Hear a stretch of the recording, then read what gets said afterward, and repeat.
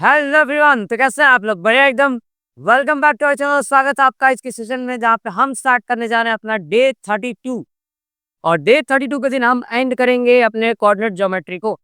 तो आज के दिन हमारे कोऑर्डिनेट ज्योमेट्री का लास्ट लेक्चर है। हाँ जी, लास्ट लेक्चर। और लास्ट लेक्चर में अकॉर्डिंग टू परंपरा हम करने वाले हैं previous year question for board 2025। सारे के सारे सवाल गुजरात बोर्ड के होंगे आपके। गुजरात बोर्ड के मैंने मैक्सिमम सवाल जो 2022, 23, 24, 25 के थे, 25 नहीं, 2022, 23, 24 के थे, वो मैंने कवर करवा दिया आपके। ठीक है, तो अब हम क्या करने वाले हैं, अब हम करेंगे उसके भी पहले कुछ क्वेश्चंस जिनकी प्रोबेबिलिटी है ना, मतलब वो क्वेश्चंस इंपॉर्टेंट है। प्रोबेबिलिटी नहीं कह सकते, इंपॉर्टेंट है, मतलब आ सकते हैं। तो कभी अगर आ गए तो आप फंस जाओगे बहुत गंदी तरीके से, क्योंकि इसके पहले जो है पेपर का लेवल काफी अच्छा हुआ करता था। तो कुछ अच्छे सवालों को हम कवर करने जा रहे हैं आज के दिन। ठीक है, तो फटाफट से पेन और कॉपी लेकर बैठे अपने साथ में और नोट डाउन करते रहे। तो हमारे पास आज का पहला सवाल है, find the coordinate of the point which divide the line segment AB joining 2, 3 and 6, 7 in the ratio 3:1 from A. तो भाई साहब, आपको सब कुछ दे रखा है, सारी सुविधाएं आपके लिए उपलब्ध हैं। आपको बता दिया है, दो पॉइंट है, एक पॉइंट है ए। भैया पॉइंट ए का जो कोऑर्डिनेट है वो लिख दो यहाँ पे 2, 3। और दूसरा पॉइंट है सर बी, और पॉइंट बी की जो कोऑर्डिनेट दे रखे हैं वो है 6, 7। तो आपको बताना है एक ऐसा पॉइंट ए के साइड से जो इसको 3:1 में डिवाइड करे। तो लेट्स से कि यहाँ पे कोई पॉइंट है पी, और आपको बताना है ये 3:1 में इसको डिवाइड कर रहा है। तो आपको बताना है कि पी के कोऑर्डिनेट यानी एक्स और वाई की वैल्यू क्या आएगी। यहाँ से सेक्शन फॉर्मूला पढ़ा था, सेक्शन फॉर्मूला का यहाँ पे इस्तेमाल करेंगे हम। तो हम यहाँ पे एक्स निकालने के लिए हमें फॉर्मूला पता है, m1x2 plus plus plus m2x1 divided by m1 plus m2। 3 बार प्लस मत लिख देना। So x is equal to m1 आपका यहाँ पे 3 है, रख दो 3। x2 आपका 6 है, ये भी रख देंगे अपन। प्लस m2 यानी सेकंड रेशियो जो कि 1 है, और x1 आपका यहाँ पे 2 है। सभी वैल्यू को रख दीजिए, नीचे आएगा m1 प्लस m2, बस आपका काम खत्म। सबसे आसान हो जाएगा वैल्यू रखने के बाद। तो x इज इक्वल टू 3, 6 हो गया आपका 18, प्लस 2 1 हो जाएगा 2, और नीचे आ जाएगा 3 प्लस 1 4। तो 18 में 2 जोड़ने पे सर आता है 20, और 20 को 2 से डिवाइड करने पे आ जाता, सॉरी 20 को 4 से डिवाइड करने पे आपका आंसर आ जाएगा 5। यानी इसका x कोऑर्डिनेट जो है वो 5 आ जाएगा। Done sir. अब y कोऑर्डिनेट क्या आएगा सर, वो भी निकाल लेते हैं। तो y निकालने के लिए y का फॉर्मूला, तो y इज इक्वल टू, याद है, याद तो होना चाहिए। y इज इक्वल टू होता है sir m1y2 plus plus plus m2y1। Sir आप 3 बार प्लस क्यों बोले? ताकि ताकि तुम्हारा ध्यान यहाँ पे रहे। ठीक। सो अब यहाँ पे y is equal to m1 आपका 3 है, y2 आपका 7 है, प्लस m2 आपका 1 है, और y1 जो है वो आपका 3 दे रखा है, divided by m1 plus m2 यानी 3 plus 1। So y is equal to 7 is 21 plus 3 divide by 4। और 21 में 3 जोड़ने पे 24 आएगा, 24 को 4 से डिवाइड करने पर आंसर आ जाएगा 6। यानी y कोऑर्डिनेट आपका आ गया यहाँ पे 6। सो x, y, x की वैल्यू 5 है और y की वैल्यू 6 है। तो 5, 6 इज द रिक्वायर्ड पॉइंट। आपको एंड में से लिखना भी चाहिए। Hence hence hence hence hence 5, 6 is the required point. सबसे बढ़िया लाइन होती है रिक्वायर्ड पॉइंट। आराम से लिखें और आपका फाइनल आंसर यहाँ पे खत्म हो जाता है। ये सवाल आपके गुजरात बोर्ड 2018 का सवाल था सर। समझ आ गया? आगे बढ़े अपन, चलो अगला सवाल। If a 5, 2 b 3, 4 c x, r collinear and ab is equal to bc। अच्छा, तो आपको बता दिया है कि a के कोऑर्डिनेट दिए हैं, b कोऑर्डिनेट दिए हैं, और c भी दिया हुआ है, बताया कि ये कोलिनियर है। लेकिन साथ ही साथ ये भी बता दिया कि भाई साहब ए बी जो है वो BC के इक्वल है। तो काम करते हैं, सबसे पहले एक लाइन बना लेते हैं। फिर हमें समझ में आया कि अगर ए बी और BC इक्वल है, मतलब बी तो बीच में आ रहा था, ये हो गया अपना ए, ये हो गया बी, और ये हो गया आपका सी। तो यहाँ पे आ रहा है आपका बी। ओके सर, अब ए बी और BC इक्वल है, मतलब ये तो इसका मिड पॉइंट हो गया। समझे क्या? अगर ए बी और BC इक्वल है तो ये हो गया आपका मिड पॉइंट। और मिड पॉइंट अगर ये हो जाता है तो उसका तो आपको मिड पॉइंट फॉर्मूला लगाने आना ही चाहिए, बिल्कुल आना चाहिए। तो ए के कोऑर्डिनेट दिए हुए हैं आपके पास 5, 2, मिड पॉइंट भी तुम्हें दिया हुआ है 3, 4, और तुम्हें ये सी दिया हुआ है एज x, y। कैसे निकालोगे? याद है mid point formula? Mid point formula कहता है x is equal to x1 plus x2 divide by 2। यानी इसका x कोऑर्डिनेट तो 3 है मिड पॉइंट का, तो मिड पॉइंट का x कोऑर्डिनेट यहाँ पे रख दो, गिवन है। x1 तुम्हारे पास 5 है, लेकिन जो सेकंड x2 है ना वो तुम्हें दिया नहीं है, यहाँ पे तुम्हें x रखना पड़ेगा, अपॉन में कर दो 2। तो 2 3 से ये हो जाएगा आपका 6, तो 6 is equal to 5 plus x, 5 को लाके माइनस को 6 माइनस 5 आपका आंसर जाएगा 1, तो x इज इक्वल टू 1। यानी इसका जो कोऑर्डिनेट है वो 1 आ जाएगा, पहला x कोऑर्डिनेट। अब y अभी भी बाकी है, y स्टिल पेंडिंग।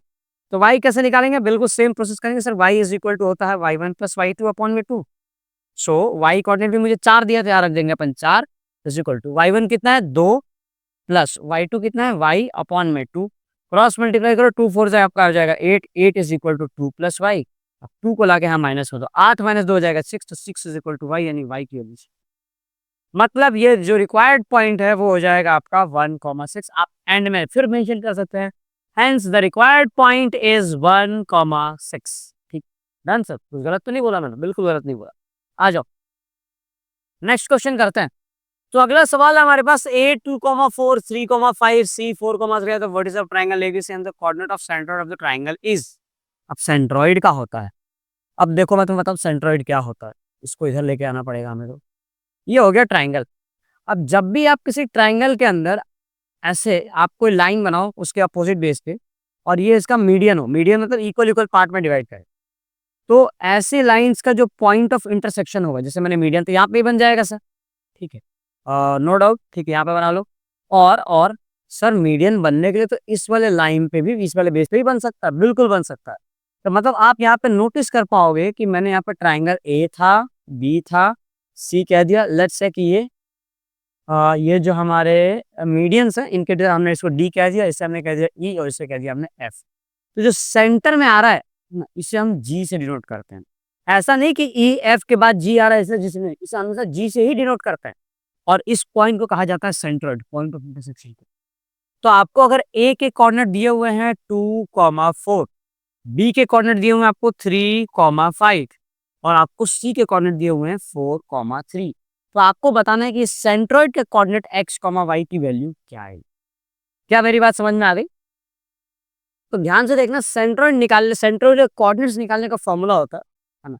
आपको सेंट्रोइड का अगर x कोऑर्डिनेट निकालना की हो जाएगा x1 plus x2 plus x3 divide by 3। Done, यानी तीनों के x को जोड़ के 3 से डिवाइड कर दो। तो x1 आपका 2 है, x2 जो है वो आपका 3 है, और x3 जो है वो आपका 4। इनको ऐड किया, डिवाइड बाई 3 कर दूंगा मैं। So x is equal to 2 plus 3 5, और 5 प्लस 4 9, तो 9 डिवाइड बाई 3, 3 वन से आपकी x वैल्यू आ जाएगी 3। मतलब इसके सेंट्रोइड का x कोऑर्डिनेट जो है वो 3 है। अब सिमिलरली आप y कोऑर्डिनेट निकाल सकते हैं। तो आपको y कोऑर्डिनेट अगर निकालना है तो ये हो जाएगा आपका y1 plus y2 plus y3 और अपॉन में 3। मतलब क्या करना है आपको, सभी के y कोऑर्डिनेट्स को जोड़िए और 3 से डिवाइड कीजिए। और एक काम कीजिए, ये क्वेश्चन आप करें ना, आप कमेंट करके बताएं कि इसका y कोऑर्डिनेट है ना x, y बताइए, इसका करेक्ट ऑप्शन क्या होगा, ए बी सी या डी। वैसे तो तुम्हें x कोऑर्डिनेट 3 आ रहा है, तो x कोऑर्डिनेट 3 तो तुम्हें सिर्फ इसमें दिख रहा है, आंसर तो ऐसे ही मालूम पड़ जाएगा ना। तो करेक्ट आंसर तो ये है, बट स्टिल एक बार आप सॉल्व कर ले सकते हैं। डर सर लॉ में कर ही देता हूँ, तुम बोलोगे सर आपने कराया नहीं। तो y1 को रख दो आप 4, y2 को रख दो आप 5, और y3 को रख दो आप 3, और फिर जोड़ के 3 से डिवाइड कर लो। तो simply y is equal to 4 plus 5 9, 9 plus 3 12, 12/3, 12/3 कितना हो जाएगा सर, 4 हो जाएगा। आगे आपका आंसर 3 को सही है, समझ आ रहा? ठीक है, चलो अगला सवाल करते हैं। One of the end point of diameter of circle having centre at origin is a 3,-2। अब ये क्या चीज है सर? अब देखो ध्यान से, जब जब ऐसा हो कि आपका जो सर्कल है उसका सेंटर ओरिजिन ही, सर्कल का सेंटर जो है वो ओरिजिन हो, ठीक। तो ओरिजिन को होने से क्या होता है सर, अगर इसका सेंटर ओरिजिन है तो इसका एक फायदा बता रहा हूँ, बहुत ही काम की चीज। अगर सेंटर ओरिजिन है और आपको बोला गया कि डायमीटर का एक एंड पॉइंट जो है वो 3,-2, तो x में 3 और y में -2, तो y में -2 से कि यहाँ पे कोई पॉइंट हो रहा होगा, ठीक है। तो ये हो गया इसका डायमीटर। तो यहाँ से एक डायमीटर बना देता हूँ, ये लो, इस पॉइंट से हमने बना दिया एक डायमीटर। तो ये तो एक डायमीटर हो गया, ठीक है। इसको हमने कह दिया ए, इसे हमने कह दिया बी। अब ध्यान समझना, अगर ए के कोऑर्डिनेट 3,-2 है, तो जो आपका पॉइंट भी होगा एग्जैक्ट, जो प्लस में है वो माइनस में आ जाएगा। यहाँ पे +3 है, यहाँ आ जाएगा आपका -3, और जो -2 है वो हो जाएगा प्लस में, तो +2। यही आपका आंसर है, समझे। लेकिन ये आप सिर्फ तभी अप्लाई कर सकते हो जब सर्कल का सेंटर ओरिजिन हो। ध्यान रखना कब, अगर सर्कल का सेंटर ओरिजिन है तो उस केस में जो ए का कोऑर्डिनेट होगा एग्जैक्ट इसका जो डायमीटर होगा अपोजिट कोऑर्डिनेट है ना, पॉजिटिव का नेगेटिव, नेगेटिव का पॉजिटिव का, तो आपका आंसर आ जाएगा। समझे क्या? चलो आगे बढ़े अपन। नेक्स्ट क्वेश्चन क्या है, point P lies on the line segment joining the points A B divides in the ratio 1:1 coordinates of P are. आगे की चीज है ये। अब जितने लोगों को याद हो सर मैंने बताया था कि 1:1 का मतलब क्या होता है, तो भाई साहब 1:1 का मतलब होता है मिड पॉइंट। क्या होता है? Mid point. अब मैं तुम्हें बता दूं कि भाई ए जो है वो दिया हुआ है 1,2 1,2 और तुम्हें बी जो दिया हुआ है वो है 3,2।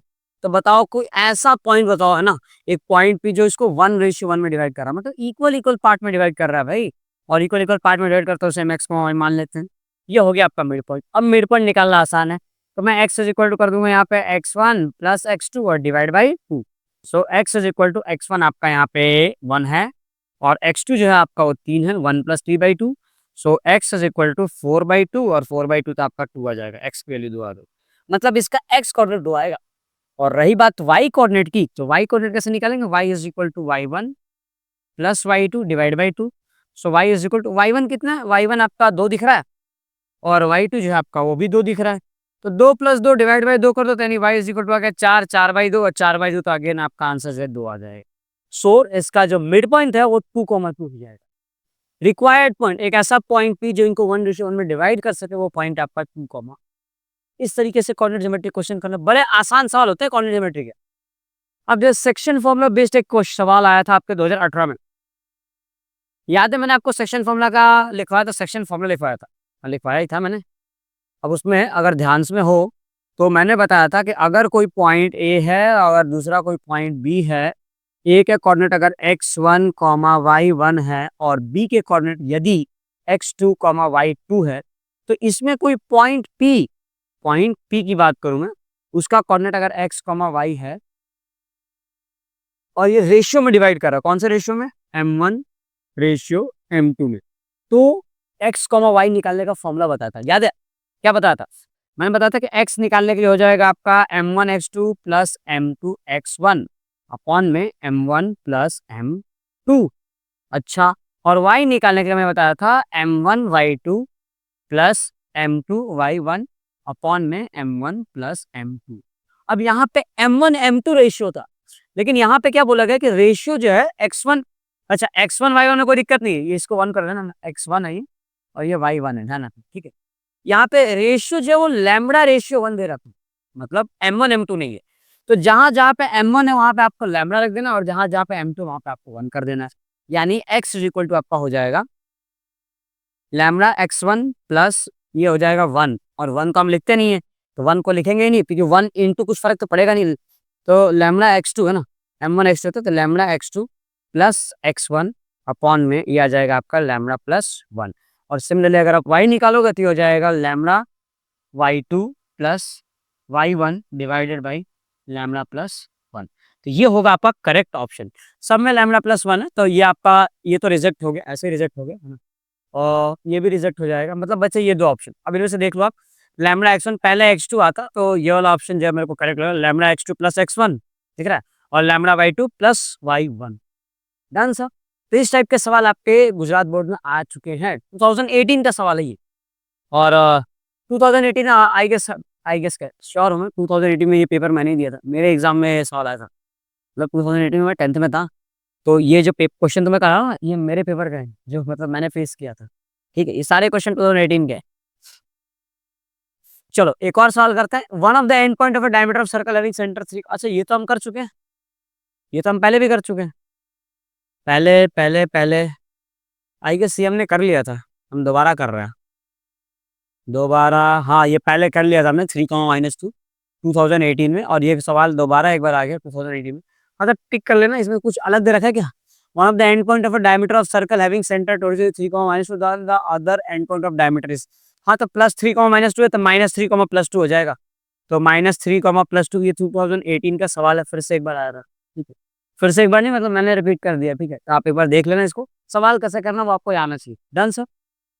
तो इस लेक्चर का आखिरी सवाल, कोऑर्डिनेट ज्योमेट्री का, पूरे कोऑर्डिनेट ज्योमेट्री का आखिरी सवाल। अब यहाँ पे आपको गिवन है ए टफेस्ट क्वेश्चन हो सकता है अगर आ गिरा है तो, ठीक है, अगर आएगा तो टफेस्ट क्वेश्चन हो सकता है। तो हमारे पास क्या है सर, हम एक राइट एंगल ट्रायंगल बनाते हैं, हमारे पास तो कुछ है नहीं। अच्छा आई गेस हम बना नहीं पा रहे थे, हाँ अब बन गए। इसे यहाँ कर दो, इसे हल्का सा ड्रैग कर दिया हमने, डन। ओके, अब आपको क्या क्या गिवन है वो समझना ध्यान से। आपको बोला गया right angle with right angle A, अच्छा angle A is right angle, यहाँ पे आप एंगल ए कर लो, यहाँ पे बी कर लो और यहाँ पे कर लो सी। एंगल ए है तो ए के कोऑर्डिनेट है तुम्हारा 1,7, बी के कोऑर्डिनेट है तुम्हारा 2,4 और सी के जो कोऑर्डिनेट है वो है तुम्हारा k,5। अब लॉजिकल बात ये है कि आप अगर ये राइट एंगल है तो इस पे पाइथागोरस थ्योरम वर्क करेगा, और पाइथागोरस थ्योरम बेस का स्क्वायर प्लस परपेंडिकुलर का square is equal to hypotenuse square होता है। तो मुझे डिस्टेंस निकालने पड़ेंगे, समझे। तो let's calculate the A B, तो हम पहले ए बी निकालेंगे। तो A B is equal to क्या हो जाएगा, A B is equal to मिल जाएगा दोनों का डिस्टेंस x2 माइनस x1, तो 2 माइनस 1 का whole square plus y2 minus y1 4 minus 7 का होल स्क्वायर 4 माइनस 7 का होल स्क्वायर। तो यहाँ से आपको देगा ये 2 माइनस 1 का 1 हो जाएगा, 1 का स्क्वायर तो 1, और 4 माइनस 7 माइनस 3 और माइनस 3 का स्क्वायर आपको मिल जाएगा 9, मतलब ये वाली जो लेंथ है वो आपकी आ गई √10। ये आ गई ए बी, ठीक है ध्यान रखना ए बी। अब ऐसे ही तुम्हें बाकी सारे भी निकालने, तुम्हें अब निकालना पड़ेगा कौन सा, बी सी निकालते हैं अपन, है ना, ए सी निकाल लेते हैं। तो ये हो जाएगा 1 माइनस, है ना, ऐसा निकालो, ए सी का डिस्टेंस हो जाएगा √k-1 का होल स्क्वायर प्लस 5 माइनस 7 का होल स्क्वायर, तो 5 माइनस 7 का होल स्क्वायर। अब ए सी इज इक्वल टू, इसको ऐसे ही छोड़ देना ना, k-1 का होल स्क्वायर क्या हो जाएगा आपका k स्क्वायर और +1 और -2k। अब 5 माइनस 7 होता है आपका -2, -2 का स्क्वायर हो जाएगा आपका 4। अब इन्हें जोड़ दें तो आपको मिलेगा sir A C is equal to √k square -2k, और क्या बच रहा है 1 + 4 कितना आ जाएगा +5। ये हो गया आपका ए सी। अब क्या रह रहा है, अब आपका रह जाएगा बी सी, तो आप बी सी निकाल दो। सो फाइनली बी सी हमारे पास आ जाएगा, B C is equal to हो जाएगा k-2 का होल स्क्वायर, सो k-2 का होल स्क्वायर प्लस 5 माइनस 4 का होल स्क्वायर, तो 5 माइनस 4 का whole square. So B C is equal to k-2 का होल स्क्वायर आ जाएगा आपका k square minus 4k plus 4, और ये हो जाएगा प्लस 5 माइनस 4 होता है 1, 1 का स्क्वायर आ जाएगा आपका 1, तो कर दीजिए। So finally B C is equal to √k square minus 4k plus 5, ये हो गया आपका बी सी। अब इन सभी चीजों के बाद आपको ध्यान होना चाहिए कि हमें क्या करना है, हमें करना है सवाल। लेकिन इस सवाल में खास बात क्या ध्यान रखनी है हमें, यहाँ पे पाइथागोरस थ्योरम हम इस्तेमाल कर सकते हैं। अब पाइथागोरस थ्योरम इस्तेमाल करने का, हाँ ये है 90 डिग्री, यहाँ पर छोड़ देते हैं। बाय यूजिंग पाइथागोरस थ्योरम मैं जानता हूँ कि बी सी हाइपोटेनस है, हम यहाँ पे लिख सकते हैं सर बी सी का square is equal to A B का square plus plus plus A C का स्क्वायर। अब बी सी क्या है हमारे पास, ये रहा बी सी, और इसका स्क्वायर कर दूंगा मैं, पता है रूट हट जाएगा ही, अगर मैं बी सी का स्क्वायर करूंगा तो रूट हट जाएगा, मतलब डायरेक्टली रख देता हूँ मैं यहाँ पे, तो बी सी जगह पे आ जाएगा k स्क्वायर माइनस 4k और plus 5 is equal to A B का स्क्वायर। ए बी कितना है सर, ए बी तो है √10, तो अभी ए बी का भी स्क्वायर करना पड़ेगा, तो √10 का स्क्वायर तो 10 आ जाएगा, लिख दो यहाँ पे 10 प्लस ए सी का स्क्वायर, ए सी है ये, तो ए सी का जब स्क्वायर करूंगा तो इसका भी अंडर रूट हट जाएगा, यानी ए सी का स्क्वायर आ जाएगा k स्क्वायर माइनस 2k और प्लस 5। अब देखो काम इतना आसान हो गया, अब आप क्या काट सकते हो, देखो k स्क्वायर से k स्क्वायर ऐसे ही कट जाएगा आपका, ठीक है। अब आप वापस कम बैक टू टॉपिक करो, है ना, क्या बचा आपके पास -4k। अब यहाँ से -2k को आप यहाँ लेके आ जाओ, ये इधर, ठीक है, तो +2k हो जाएगा, +2k इज इक्वल टू, यहाँ क्या बच रहा है 10 + 5 15 कर दो, और ये 5 को इधर लेके आ जाओ तो ये हो जाएगा -5। सो -4 में +2k तो ये हो जाएगा आपका -2k इज इक्वल टू 15 - 5 आ जाएगा आपका 10, यानी k इज इक्वल टू -10/2, ये हो जाएगा आपका 5। सो k की वैल्यू आ गई -5। क्या मेरी बात समझ में आ गई? तो इस तरीके से आप k की वैल्यू निकाल सकते हो by using the properties of right angle triangle. तो अगर आपको कभी भी ऐसे सवाल आते हैं तो आपको घबराना नहीं हो, सीधा सीधा आप डिस्टेंस निकालो, है ना, और डिस्टेंस निकाल के पाइथागोरस थ्योरम लगा दो उसके ऊपर, आपका आंसर आ जाएगा। डन सर, चलिए, तो इसी के साथ अपन आज का लेक्चर और अपना चैप्टर नंबर 7 कोऑर्डिनेट ज्योमेट्री यहीं पे खत्म करते हैं, है ना। मिलते हैं हम नेक्स्ट लेक्चर में, टिल दैट आप पढ़ाई करते हैं। ऑल द बेस्ट सभी को, बाय।